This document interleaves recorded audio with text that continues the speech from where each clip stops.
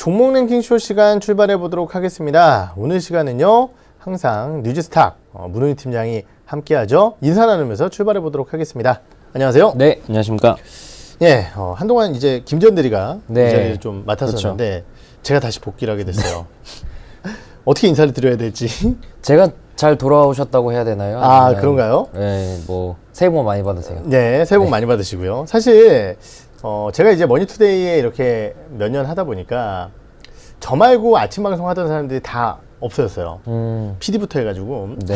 다 바뀌었습니다. 네. PD, 앵커, 뭐 같이 하던 패널, 작가도 뭐 한 세네 번 바뀌었고 싹 다 바뀌었는데 저만 살아있거든요. 네. 근데 이 후반전 킥오프 시간은 앵커들의 변경이 있어도 우리 문호희 팀장만 좀 살아서 버티고 있는 게 아닌가. 어디 못 가겠네요. 그러니까요. 어디 가시면 안 됩니다. 예. 네. 시장에 대한 흐름들 보기 위해서 뭐 역시 이제 종목군들에 대한 얘기를 해봐야겠죠. 특히 이제 뭐 지수 관련주들이 좀 움직이기 어려운 환경이니까 이러한 환경 속에서 어떠한 종목군들이 좀 움직였는지 유니버스 1등 종목부터 한번 보도록 하죠. 네, 그리고 다행히도 점심 먹고 힘을 낸 것 같아요. 네. 점심 먹고 시장이 그러니까요. 갑작스럽게 올라가고 저도 좀 오늘 일정이 바빠서 사실 시장을 못 봤는데 지금 깜짝 놀랄 정도로 잘 반등을 해줬습니다. 일단 그동안 우리나라 증시가 미국 증시의 영향을 굉장히 많이 받았었는데 물론 어제 미리 빠졌다라는 것도 있지만 강하게 올라줬다라는 점에서는 꼭 뭐 미국 증시나 글로벌 증시가 부진하다 그래서 우리나라도 꼭 무조건적으로 빠질 거다라기보다는 그래도 투자할 만한 종목들은 충분히 좋은 성적을 거둘 수 있는 장세는 나오고 있는 것 같습니다. 그렇다면 종목에 좀 더 집중을 해서 봐야 되겠죠. 어제 종가 기준으로 이 상대적으로 수급이나 아니면 펀더멘탈 같은 실적이 좋았던 기업들 어떤 게 있는지 보겠습니다. 가장 먼저는 이 부광약품인데요. 부광약품은 제약주 중에서는 제가 좀 강조드렸던 종목 중에 하나입니다. 왜냐면 시장이 아직은 살아날 거라는 확신이 없기 때문에 이 하락에 대한 대비를 해야 되고요. 그런 상황에서도 제약에 대한 우리나라의 성장 기대감은 있기 때문에 그렇다면은 성장성이 있는 제약주 중에서 안전한 펀더멘탈이 받쳐주는 종목을 공략하는 게 좋다라고 말씀을 드렸죠. 부광약품 같은 경우는 지난 3분기에도 영업이익이 295억 원으로 전년 대비 696%가 증가했고 자체 개발 신약인 당뇨병 치료제나 뭐 파킨슨병 운동장애 치료제 등에 대한 기술 수출 혹은 신약 파이프라인 확대에 대한 기대감이 있습니다. 요 며칠 조정을 받고 있죠. 왜냐면 시장이 어려울 때 올라서 이제 순환적으로 수급이 좀 빠져서 그런 영향인 것 같은데 그럼에도 불구하고 아직까지 상대적으로 강한 수급 거래량 동반되고 있기 때문에 어느 정도 쉬었다가 다시 한번 상승을 기대할 수 있을 것 같습니다. 미래에셋생명의 경우에는 지난 3분기 영업이익이 155억 원으로 전년 대비 55%가 증가했는데요. 사실 뭐 매출액이 9천억이 넘어서 영업이익률로 따지면 굉장히 적은 수준입니다. 그리고 전년에 워낙에 안 좋았기 때문에 증가율이 높게 나온 거긴 하지만 그래도 일단 실적이 조금 회복하고 있고 또 수급 거래량 측면에서도 미래에셋생명에 대해 기관들의 순매수가 꾸준하게 들어오고 있다 정도만 보시기 바라겠습니다. 웹젠의 경우에는 게임주들이 꾸준하게 강하죠. 1등 종목에서도 웹젠을 비롯한 게임주들에 대한 강세가 나왔습니다. 웹젠 같은 경우도 보시다시피 하루 정도 빼고는 시장에서 가장 강한 종목으로 12월 중순부터 나오고 있고 이것은 기관의 순매수가 강하게 유입됐기 때문이라고 봐야 될 것 같습니다. 아시다시피 우리나라 게임주들은 중국의 판호 재개에 따른 수혜 기대감이 있고 웹젠은 또 뮤 IP 관련된 중국 쪽에서의 신작 출시 기대감이 들어오고 있는 상황입니다. 오늘은 사실 이게 주가가 이틀 연속 빠졌음에도 불구하고 1등 종목이 계속 나오고 있거든요. 그러니까 빠질 때 개인의 물량이 나간 거지 외국인 기관들은 오히려 사모으고 있다라고 봐야 될 것 같습니다. 그리고 남화산업이 나오는데요. 남화산업 같은 경우는 이 전남에 이 퍼블릭 골프장 무한 CC라고 총 54홀이라고 하는데요. 이걸 운영하고 있다라고 합니다. 그래서 그쪽 관련된 실적이 그래도 잘 나오고 있는 기업인데 어제 올라간 것은 아무래도 정치적인 테마 영향으로 올랐던 것 같습니다. 그래도 단순히 정말 테마로만 개인이 끌어올린 게 아니라 이미 12월 27일부터 모멘텀이 강할 정도로 보시면 1.2점대에 머물던 게 79점으로 모멘텀 점수가 올라갔죠. 27일에. 이것은 상대적으로 이 코스닥 중형에서 남아산업에 대한 수급이나 거래량이 약했다가 27일부터 다른 종목 대비해서 강해졌다라는 것을 의미합니다.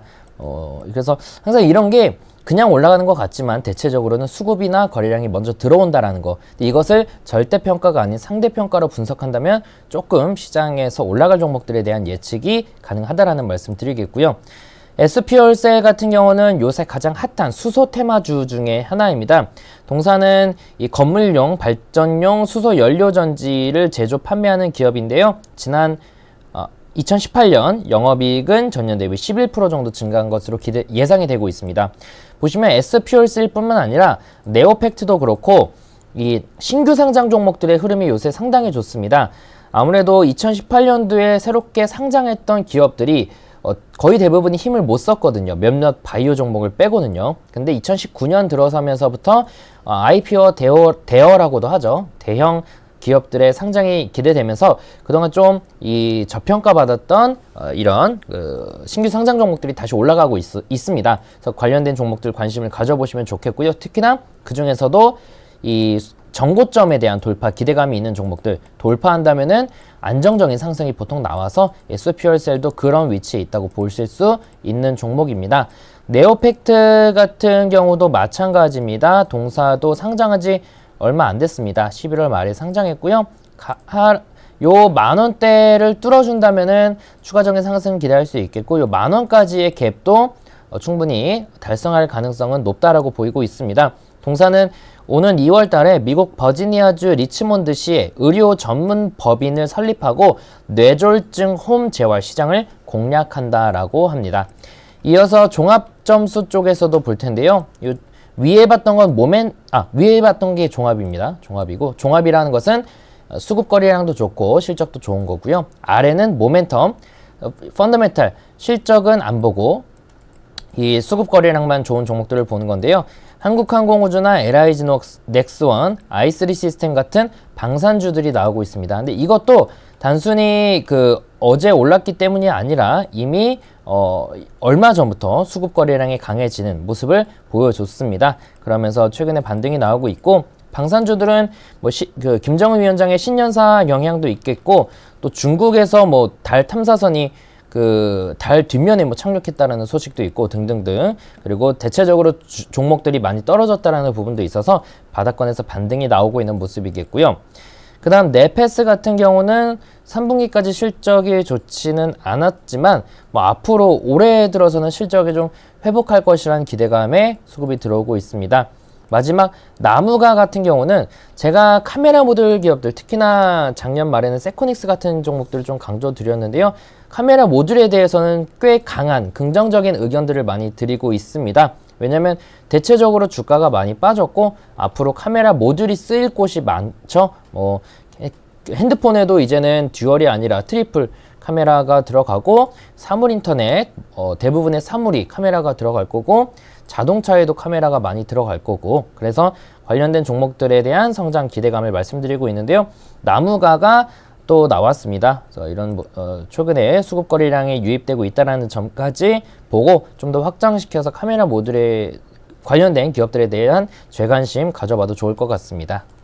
네, 상당히 많은 종목군들을 또 확인을 해봤습니다. 우선 시장 내에서 가장 강력한 테마를 최근에 형성했었던 수소차 관련주들도 좀 있었던 것 같고요. 이러한 부분들과 함께 오랫동안 좀 잊혀졌었던 일부 IT 섹터의 종목군들이라든지 여러 가지 종목군들 얘기가 나왔으니까요. 이러한 종목군들은 지금 당장 사사 이러한 부분들보다는 이러한 종목군들이 또 시장을 또 주도하고 있다는 점을 확인해 볼 수 있는 내용이기 때문에요. 여러분들께서도 관심 있게 좀 지켜보시면 좋으실 것 같습니다. 종목군들을 살펴봤다라고 한다면은 최근 이제 연속성을 가진 업종군들이 잘 보이지는 않는 것 같아요. 네. 상당히 어려운 시장에 대한 흐름인데요. 그 어려운 시장 속에서도 좋은 모습을 보였던 섹터가 있다고 한다면 어떤 쪽일까요? 네, 제가 좋은 시장이냐 나쁜 시장이냐를 구분할 때는 지수가 올랐냐 내렸냐보다는 요즘 주도 업종인 바이오나 반도체 쪽으로의 수급이 집중되었느냐 아니냐로 주로 설명을 드립니다. 이 주도 업종에 그래도 수급이 집중되면은 개인 투자자 입장에서 종목을 고르기가 참 쉽거든요. 떨어져도 주도 업종은 가니까요. 근데 요즘 어제까지만 해도 워낙에 시장이 어려웠고 수급이 분산됐기 때문에 어려운 장세였습니다. 다행히도 오늘 또 제약 섹터가 올라가면서 다시 한번 시장의 주도주 위주의 장세가 연출된다면은 앞으로는 좋겠지만, 이것들은 어제 종가까지 기준으로 나온 업종 순위라는 거 감안하시고 봐주시기 바라겠고요. 방산이 1등입니다. 오늘도 나쁘지 않은 흐름이고요. 관련주들이 꾸준하게 강세를 띠고 있고요. 남북경협주, 이것도 꾸준하게 말씀드리지만 단순 테마가 아닙니다. 남북경협주들도 이제는 해외 유명한 전 세계에서 손꼽히는 부자들도 그 북한에 대한 투자를 많이 준비하고 있을 정도로 북한의 경제 개방이 얼마 남지 않았다는 부분들이 이 경제 쪽에서도 많이 나타나고 있는데, 그러다 보니 실질적으로 수혜가 기대되는 종목들이 강세를 보이고, 또 남북 경협주들도 크게 올랐다 크게 빠지기보다는 우상향의 흐름을 볼 가능성이 높아지고 있습니다. 반도체가 그래도 상위권으로 다시 올라왔습니다. 아까 봤던 네페스부터 칩스앤미디어, 유니퀘스트, 지스마트는 좀 아니고요. SFA, AP시스템 이런 종목들이 다시 한번 상위권으로 올라오고 있고요. 통신도 사실 5G 관련돼서 요즘 강했죠. 상위권에 머물고 있는 상황입니다. 어제까지는 1등을 차지하다가 이제 4등으로 좀 밀려났고요. 패션 쪽이 의외로 나왔는데 이건 아마 인디F 영향인 것 같습니다. 좋은 사람들이랑 좀 넘어가도록 하겠고요. 그 외에는 게임이 이제 전일 대비 20계단 정도 올랐습니다. 어제. 그 중에서도 무려 4% 빠진 웹젠이 1등할 정도로 빠질 때 더 사는 그런 시장을 보여주고 있다 정도만 볼 수 있겠습니다. 네, 충분히 예상할 수 있었던 업종이었죠. 어제 하나에어로스페이스에 대한 급등이라든지 최근 안정성에 대한 흐름에 따라 방산주들이 좀 좋은 모습을 보였었고요. 역시 이제 통신장비주들, 이러한 부분들과 연계된 일부 섹터들에 대한 강세 흐름이 나타났다는 점도 확인을 해볼 수 있을 것 같습니다. 중소형 게임사들 같은 경우도 어제 이제 넥슨에 대한 이슈에 따라서 넥슨 GT라든지 그리고 오늘 같은 경우는 또 위메이드가 엄청 급등을 하고 있는데요. 이렇게 좀 정말 한계 기업까지 몰렸었던 기업들에 대한 단기 시세가 좋다라는 점을 좀 확인해 볼 수 있을 것 같습니다. 그럼 이렇게 전반적인 업종과 그리고 유니버스 1등 종목까지 살펴봤다라고 한다면요, 이제 문호윤 팀장의 종목군들을 한번 좀 보도록 하죠. 과연 이번 주 두 종목 어떠한 종목인지 한번 확인해 보도록 하겠습니다. 네, 일단 지난주 금요일에 추천드렸던 종목이 사실 거래일수로는 며칠 지나지가 않았습니다. 그래도 한번 리뷰를 해볼 텐데요. 일단 지난주에 추천드렸던 두 종목이, 첫 번째는 대웅이었습니다. 대웅 같은 경우는 지주사이기 때문에 자회사인 대웅바이오와 제약의 성장 기대감에 초점을 맞춰서 말씀을 드렸는데요. 대웅바이오 같은 경우는 그 나보타의 글로벌 시장 출시가 올해 이루어질 것이라는 기대감이 크고요. 죄송합니다. 대웅제약이죠. 대웅제약이 나보타에 대한 기대감이 크고요. 대웅바이오는 이제 실적이 턴어라운드 할 것이라는 기대감이 또 올해 큰 그런 상황입니다. 실적이 당장엔 좋은 건 아니지만 올해 기대감이 있고요. 아쉽게도 오늘 제약주들의 강한 상승이 나오는데 대웅은 종목 자체가 조금은 무겁다 보니까 크게 올라가지는 못하고 있습니다만은 그래도 안정적으로 오늘 2%대 상승에 이어서 추가적인 상승은 이어가지 않을까 하는 기대감을 가지고 있습니다. 잡아드렸던 목표가가 1차가 19,400원, 2차가 21,500원, 손절가가 16,700원이었고요. 두 번째 추천드렸던 종목은 정다운입니다. 정다운은 시가총액이 좀 작긴 하지만 지난 금요일까지 1등 종목이 워낙에 자주 나왔던 만큼, 즉 개인보다는 외국인과 기관의 매집이 어느 정도 마무리 단계였다라고 보여진 만큼 추천을 드렸는데요. 사실 추천드리고 나서는 조금 빠지고 있습니다만은 오늘 장중에 아까 제가 봤을 때 거의 한 10% 가까이 올랐던 모습을 보였습니다. 그래서 이렇게 올라가는 모습 보이는데 크기가 작다 보니까 다시 약간 이렇게 떨어지는 모습입니다. 하지만 이렇게 탄력적으로 올라갈 만큼 이미 매집이 끝났고 기술적 차트 흐름에서도 정배열 초기 국면이라는 점에서는 조금 더 길게 보고 담아가봐도 괜찮을 것 같습니다. 투자시 목표가 1차적으로 3,500원, 2차는 3,800원, 손절가 3,000원 유지하도록 하겠고요. 오늘 말씀드릴 두 종목은 송원산업과 다원시스입니다. 첫 번째 송원산업 같은 경우는 이 4분기 실적 부진에 대한 우려가 있는데 어느 정도 주가에 반영이 됐다고 보이고 있고요. 또 산화방지제 판가가 상승하면서 내년이 아니라 올해 실적이 좀 좋을 것으로 기대가 되고 있습니다. 송원산업도 오늘 시장이 강하다 보니까 2%대 상승을 보이고 있는데 어제 마이너스 난 걸 좀 회복해주고 있는 모습입니다.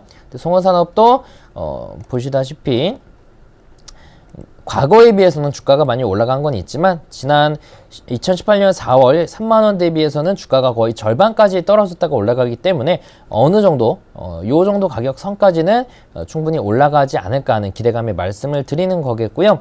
투자시 목표가는 1차적으로 21,000원, 2차는 23,000원, 손절가는 18,000원이고요.